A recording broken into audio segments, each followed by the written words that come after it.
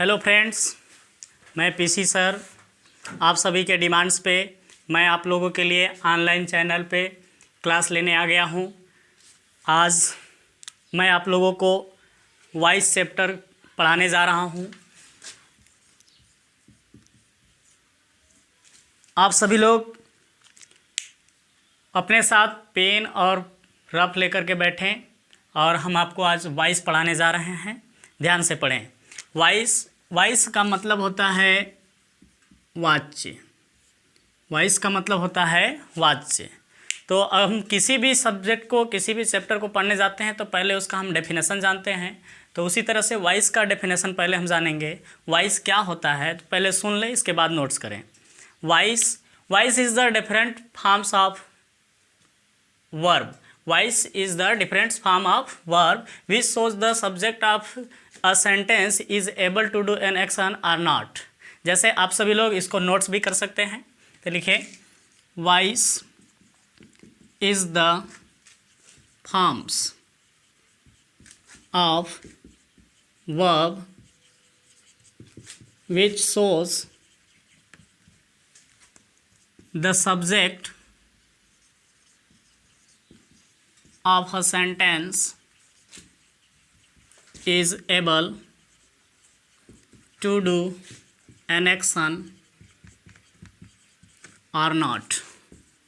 इसका मतलब है कि वॉइस क्रिया का रूप होता है जो हमें ये बताता है, जो हमें ये बोध कराता है कि किसी भी सेंटेंस का जो सब्जेक्ट होता है वो कार्य को करने में एबल होता है कि अनएबल होता है। ठीक इस तरह से अगर सेंटेंस में सब्जेक्ट देखते हैं तो अगर कार्य को करने वाला सब्जेक्ट होता है तो वो एक्टिव होता है और कार्य न करने वाला जो सब्जेक्ट होता है वो पैसिव होता है। इस तरीके से हम आपको एग्जांपल्स दे सकते हैं। जैसे आई टीच यू, ये एक सेंटेंस है। दूसरी सेंटेंस है ही इज़ बीटेन बाई मी। दो सेंटेंस आपके सामने है।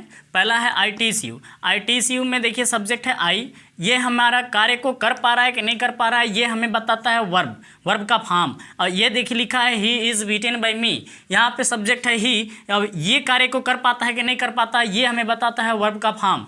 तो इस तरीके से ये हमारा जो वर्ब का फॉर्म है ये हमें बता रहा है कि इसका जो सब्जेक्ट है, इस सेंटेंस का जो सब्जेक्ट है वो कार्य को करने में एबल है और इस सेंटेंस का जो सब्जेक्ट है वो कार्य को करने में अनेबल है। अर्थात अगर इस सेंटेंस का सब्जेक्ट कार्य को कर लेता है तो वो एक्टिव होता है और अगर सेंटेंस का सब्जेक्ट कार्य को नहीं कर पाता है तब वो पैसिव होता है। अब आप लोग कह सकते हो कि ऐसा सब्जेक्ट जो कार्य को कर सकता है वो एक्टिव होता है और ऐसा सब्जेक्ट जिसके ऊपर कार्य का फल भोगता है उसको हम पैसिव कहते हैं। इस तरीके से वॉइस दो होते हैं, एक एक्टिव और दूसरा पैसिव। आप लोग जल्दी जल्दी नोट कर लीजिएगा, मैं आगे बढ़ रहा हूँ।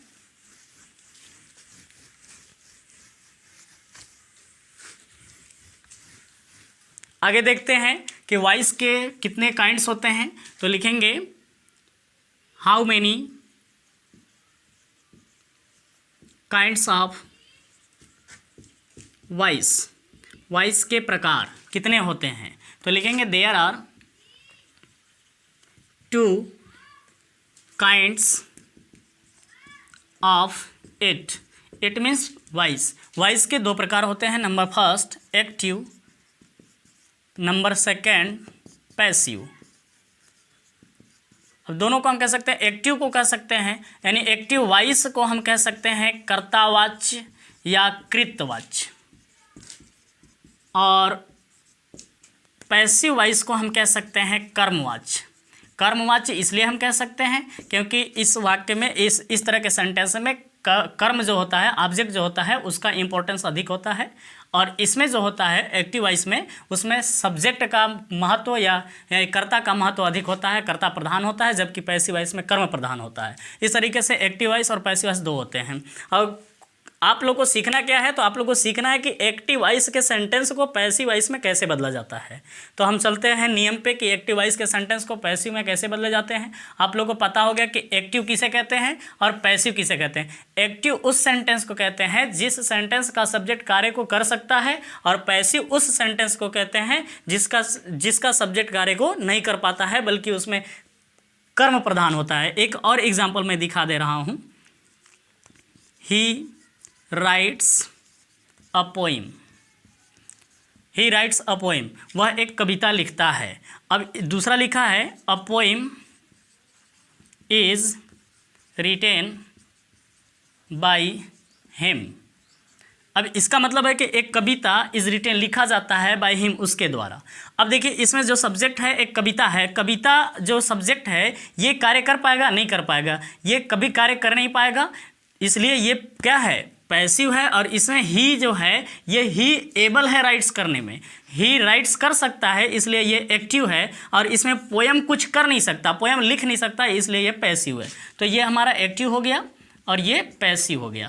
तो अगर आप लोग को एक्टिव का डेफिनेशन चाहिए और पैसिव का डेफिनेशन चाहिए तो आप लोग बना सकते हो एक्टिवाइज का डेफिनेशन कि it is the forms of verb which shows the subject of a sentence is able to do an action. अगर पैसिवाइज का डेफिनेशन आप चाहते हैं बनाना तो हम उसी तरीके से बना सकते हैं जिस तरह से एक्टिवाइज का डेफिनेशन बनाते हैं। जैसे पैसिवाइज का डेफिनेशन हो जाएगा it is the forms of verb which shows the subject of a sentence is unable to do an action.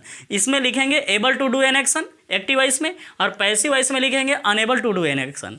तो हम चलते हैं नियम पे सीधे कि एक्टिव वॉइस के सेंटेंस को पैसिव वॉइस कैसे बनाए जाते हैं। तो एक्टिव वॉइस के सेंटेंस को पैसिव बनाने के बहुत से तरीके होते हैं, जिसमें से एक एक करके हम बारी बारी से सीखेंगे। पहला रूल्स, पहले देख लेते हैं रूल्स, यानी rules for active to passive. Active को पैसिव करने के नियम, एक्टिव को पैसिव करने के बहुत सारे रूल्स हैं, जिसमें से पहला नियम है rules for subject and object. दूसरा नियम है रूल्स फॉर प्रोनाउन।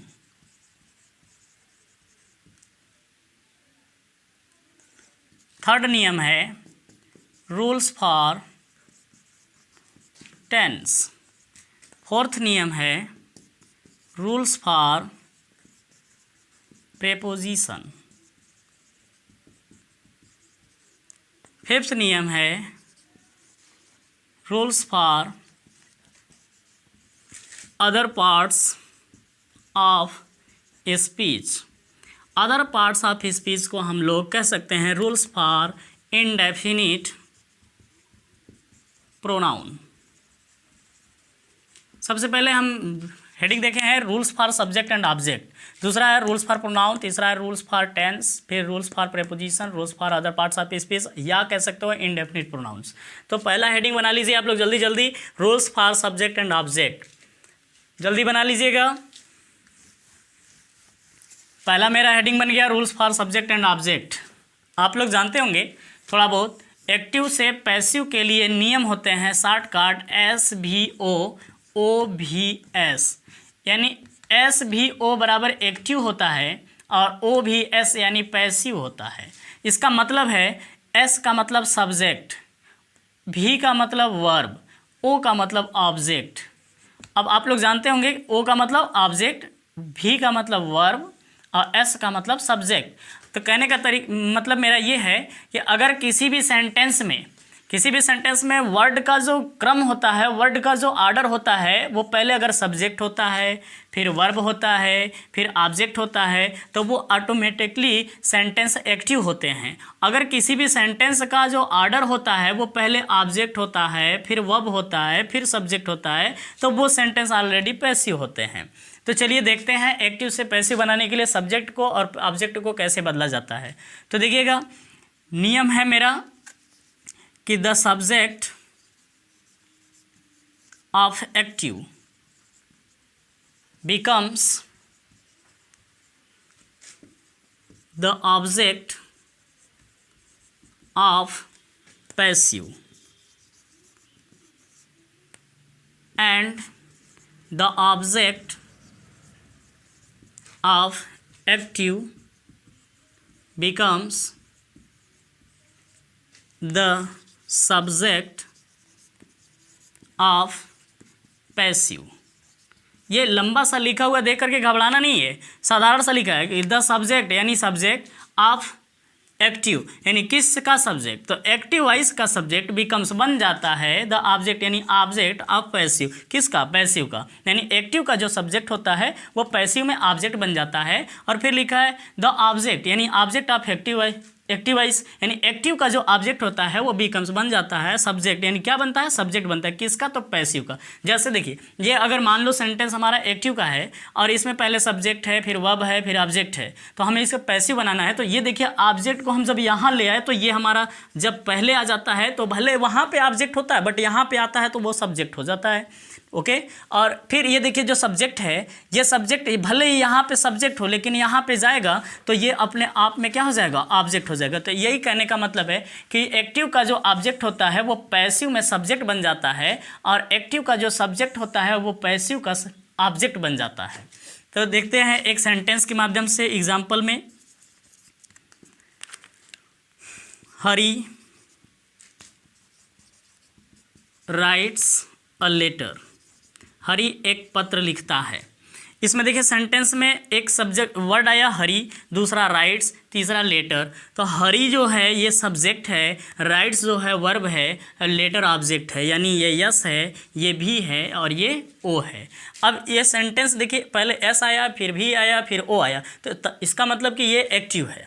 अब इसको हमें पैसिव बनाना है तो हम करते क्या है कि ओ को पहले ले आते हैं, ओ मतलब ऑब्जेक्ट को पहले ले आते हैं। तो ऑब्जेक्ट क्या है, अ लेटर। तो देखिए ये एक्टिव वॉइस है और एक्टिव वॉइस का जो ऑब्जेक्ट है वो पैसिव वॉइस में जब पहले आ रहा है तब वो क्या हो जा रहा है, सब्जेक्ट बन जा रहा है, बन गया अ लेटर। आगे लिखा है राइट्स यानी सिंपल प्रेजेंट टेंस का पैसिव प्रेजेंट कंटिन्यूअस में बनते हैं तो इसलिए हमने सिंगुलर सब्जेक्ट के साथ इज लगा दिए। अब वर्ब का हम यहाँ पे थर्ड फॉर्म यूज़ कर लेंगे जो कि आगे हम रूल्स फॉर वर्ब में सीखेंगे, टेंस में सीखेंगे कि वर्ब का कौन सा फॉर्म यूज़ किया जाता है पैसिव वॉइस में।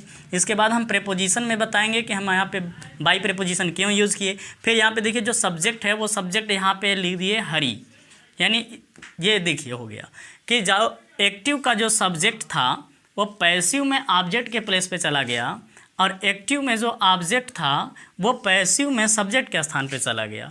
मतलब एक्टिव बन जाता है, एक्टिव का सब्जेक्ट बन जाता है पैसिव का ऑब्जेक्ट और एक्टिव का ऑब्जेक्ट जो होता है वो पैसिव का सब्जेक्ट बन जाता है। मतलब सब्जेक्ट इधर चला जाएगा और ऑब्जेक्ट इधर आ जाएगा, मतलब एक दूसरे में परिवर्तन हो जाते हैं। और भी जो होते हैं वर्ब जो होते हैं वो वर्ब के प्लेस पे ही रह जाते हैं। आगे देखिए पहला रूल हो गया rules for subject and object. दूसरा रूल्स हम जल्दी से लिखिए, rules for pronounce.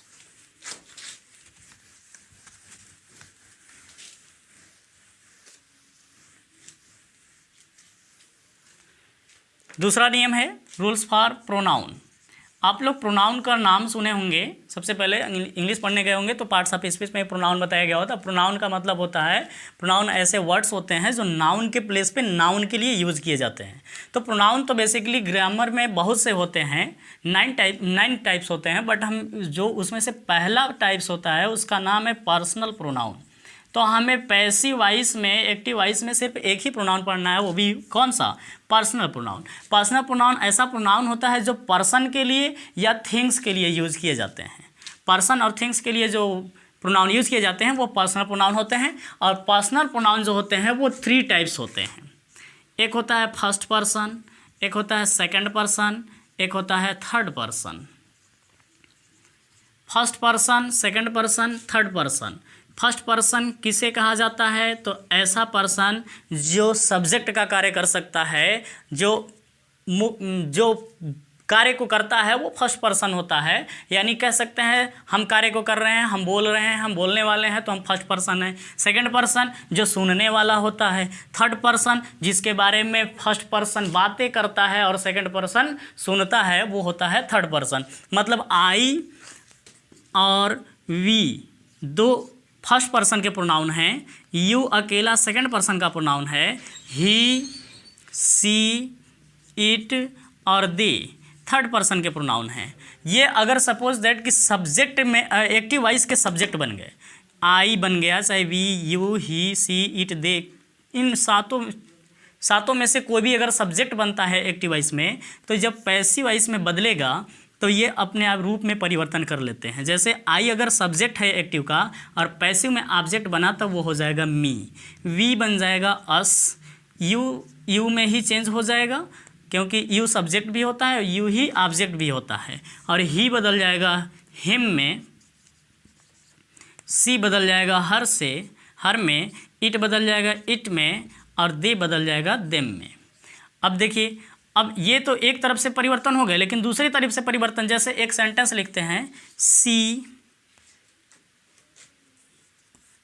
Beats him, C beats him. यहाँ पे भी देखिए एक प्रोनाउन सब्जेक्ट है और यहाँ पे जो ऑब्जेक्ट है वो भी एक प्रोनाउन है। तो यहाँ का जो सी है उसको तो हमने बदलना सिखा दिया, बट इधर का जो अगर हिम आ गया तो उसको कैसे बदला जाएगा, तो वो भी बदल देते हैं। देखिएगा, अगर मान लो कि एक्टिव वॉइस में ऑब्जेक्ट हमारा मी है और उसको पैसिव वॉइस में सब्जेक्ट बनाए तो वो आई बन गया। और अगर अस हमारा एक्टिव का ऑब्जेक्ट है और पैसिव में सब्जेक्ट बना तो वी हो गया। उसी तरह से यू बदल करके यू में, हिम बदल कर ही में, हर बदल करके सी में, इट बदल करके इट में, और देम बदल करके देम में।